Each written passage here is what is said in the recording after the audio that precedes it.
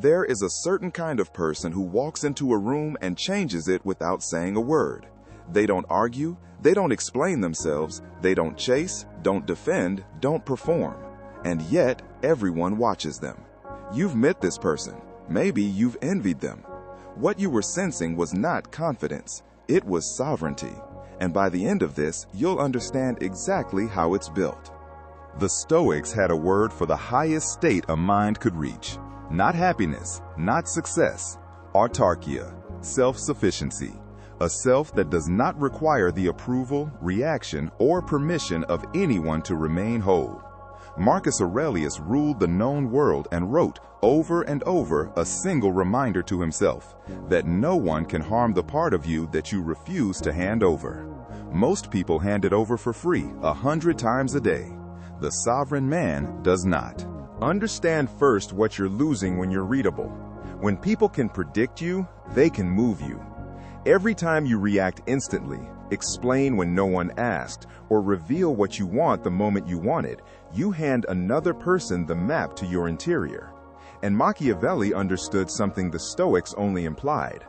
In a world of other people's interests, the man whose intentions are visible is the man who is managed. Not because everyone is an enemy, but because information is leverage and you are giving yours away. This is where the two traditions meet. The Stoic guards his inner citadel for peace. The strategist guards it for power. The quiet sovereign does both and never announces which. The first pillar is silence, but not the silence you think. Most people are told to stay silent, and they simply suppress. They bite their tongue while boiling underneath. That isn't sovereignty.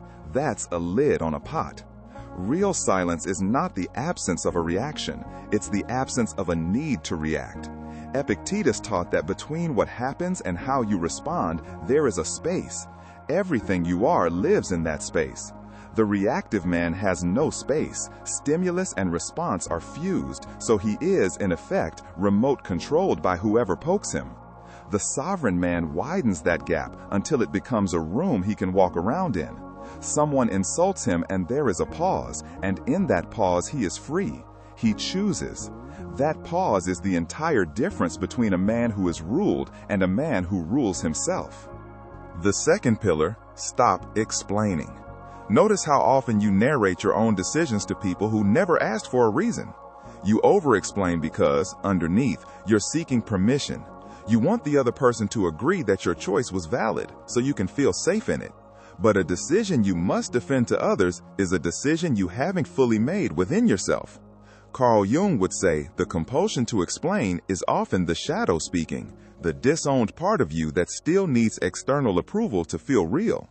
The sovereign person has done the harder inner work.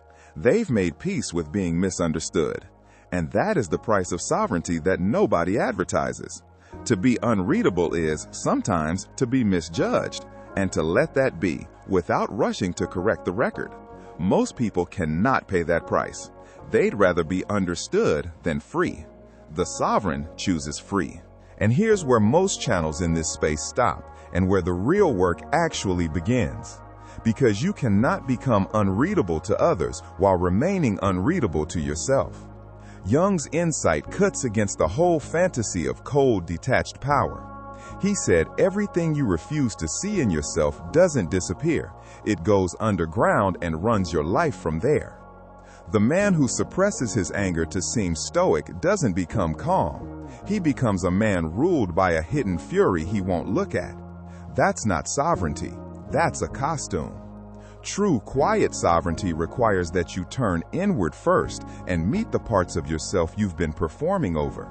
The fear, the need to be liked, the hunger for recognition. Not to destroy them, to know them.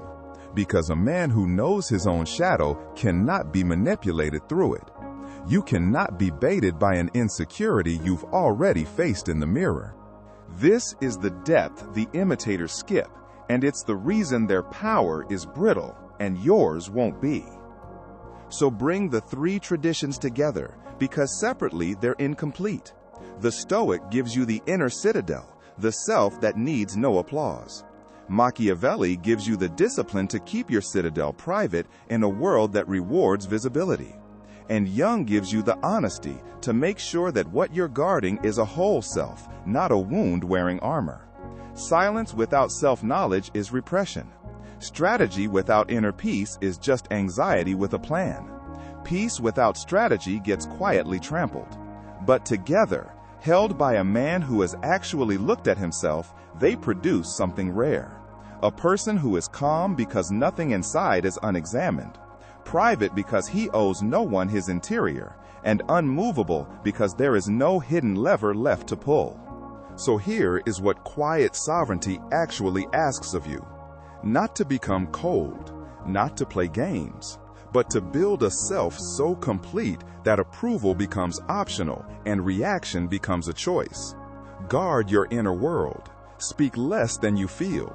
Explain less than you're tempted to. And do the inward work the loud men avoid, so that your silence is strength and not a mask.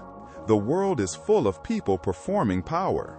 Be the rare one who simply has it, quietly, and never needs to say so. If this reached something in you, subscribe. This channel is for the ones building the inner citadel while everyone else is busy performing. Stay quiet, stay sovereign. I'll see you in the next one.